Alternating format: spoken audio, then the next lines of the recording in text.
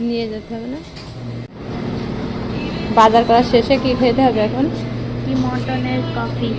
টি মটনের coffee খেয়ে আহনাব এখন বাসায় যাবে। অনেক বাজার করেছে আহনাবের।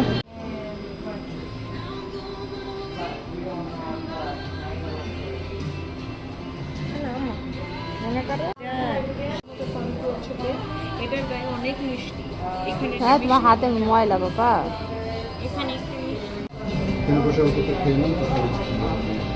এই যে আমাদের কফি রেডি। কফি নেওয়ার সাথে আরামের কফি তো। ও তো অনেক বাজার করে নিয়ে আজকে। আরাম, কোথায় আসছো? ভালো লাগছে না? আল্লাহ, এটা পচা বলবে।